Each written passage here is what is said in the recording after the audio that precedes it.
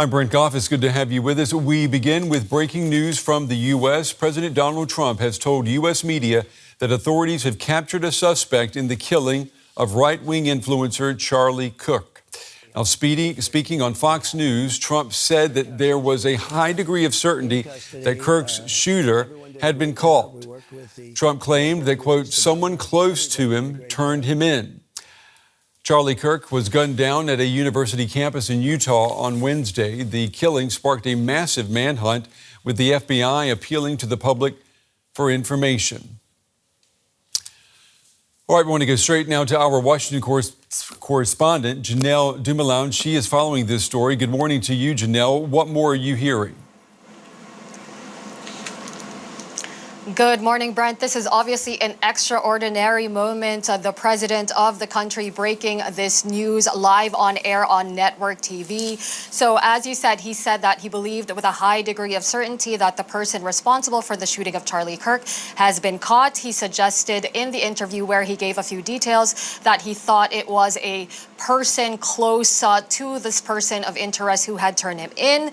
He said he thought it was a father who was able to recognize his son, who then reached out to a law enforcement official that he knew, who also happened to be a minister. So the man they have now taken in custody is thought to have been taken in custody at around 11 p.m. last night. He was arrested in St. George in Utah. So that is a place that is near the Zion National Park, some 400 kilometers away from the campus where Charlie Kirk was shot. So 11 p.m., so that is shortly after the press conference that law enforcement officials held last night at 9:30 p.m., where they released that material of featuring that person of interest with enhanced images and a video that shows the aftermath of the shooting, with a person of interest jumping off a roof and walking away.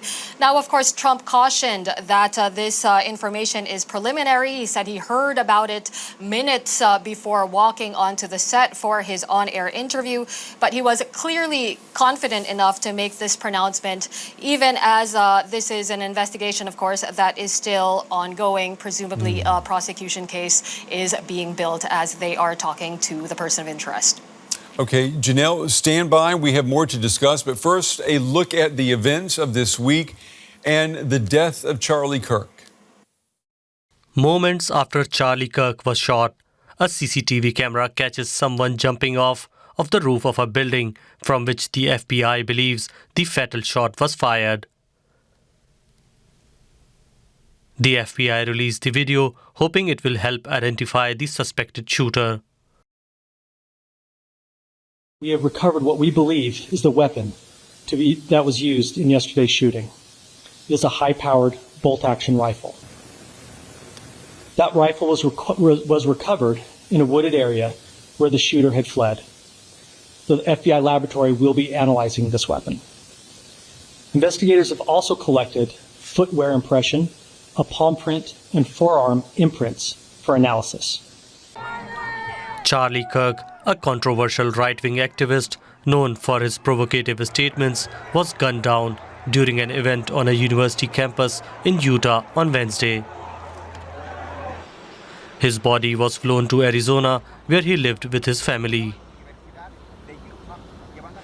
Vice President J.D. Vance accompanied the coffin along with Kirk's widow Erica. President Trump paid tribute to the man credited with boosting his support among young voters. I have no doubt that Charlie's voice and the courage he put into the hearts of countless people, especially young people, will live on. I'm pleased to announce that I will soon be awarding Charlie Kirk posthumously the Presidential Medal of Freedom. Memorials are being held across the U.S. to commemorate the slain activist. I mean, it's tragic for him, but it's tragic for our whole country and the whole world that, you know, if you're going to speak up, say your beliefs, he believed in Jesus, he believed in whatever he believed in, that you're going to get shot for it. And I disagree with him sometimes, or think he maybe did something weird or something that I didn't agree with exactly, but I love him. I love everybody, but I'm a huge fan of Charlie Kirk. I thought he was very brave and good man. I feel bad for Charlie and his family and the kids, Because he was just doing his speech, whatever he was doing, and being killed like that, so in front of everybody, is so unfair. Authorities released these still images of the suspect to help track him down. All right, Janelle, police have said that they received thousands of tips and leads, more than 7,000. I mean, what is this overwhelming public response? What does it tell us about this case? Well, 7,000 tips, that's definitely a very large number, and it really does tell us something about the sheer amount of public interest that exists around this case. So we even heard in that press conference last night from law enforcement officials that this number of tips exceeds even the number of tips that was received during that Boston Marathon bombing in 2013. But, it just tells us that this was a case that involved a very high-profile person.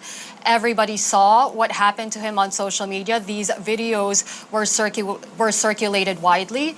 But given the news today, what we can probably say is that what they wanted to achieve was achieved, if this is indeed the person responsible for having shot Charlie Kirk. So the FBI sought help from the public in releasing these images of the person in interest. The tips came flooding in, presumably many more came flooding in after that press conference where they released even more images and the video. So in the end, we could see that if that was what they were trying to achieve, if they do indeed have the correct person, then what they were trying to do actually worked. And Janelle, the assassination of Charlie Kirk, we know it's drawn renewed attention to the polarization of politics in the United States, political violence in the United States. How dangerous is the situation in the U.S. at the moment for political figures? It certainly seems that political violence really is becoming more and more visible in this country. We saw so many incidents just in the past years alone. We saw these assassination attempts on Donald Trump. In more recent history, in June this year, we saw the attack on Democratic state lawmakers in Minnesota. We also saw the arson attack on the home of Pennsylvania Governor Josh Shapiro. So clearly, there does seem to be an environment where political violence is on the rise. And in fact, there are even numbers from the U.S. Capitol Police's threat assessment. I have them right here for you. They say that there are nearly 10,000 threat assessment investigations ongoing in 2024 alone. And that number has doubled from 2017. So it's not just a feeling. It does appear to be backed up by the numbers, Brent. Yeah, it's incredible numbers there. I know that Charlie Kirk is being treated as a national hero by the Trump administration. Janelle, maybe could you tell us, what did he represent for those who did not agree with his political beliefs? Yes, he is being treated as a national hero by President Trump. We know that he was very close to President Trump's inner circle. He was instrumental in President Trump's rise. And of course, analogous to that, you have the other side of the country that perhaps analogously, because they are not for President Trump, then they are also not for Charlie Kirk. So you also see it on this very sort of high level of rhetoric that we've seen. We've seen a lot of ugliness, we can say that, on social media and in public commentary. We've seen a lot of figures on the right trying to blame the left for this rise in political violence. I think you would also see that in some quite dark corners of the internet. You also have figures on the left who have even celebrated Charlie Kirk's shooting. So in this deeply polarized environment, and given how high profile of a figure Charlie Kirk was, there is a very high degree of politicization here. And it doesn't really seem like, despite calls for the temperature to be dialed down, it doesn't seem that that is something that is happening.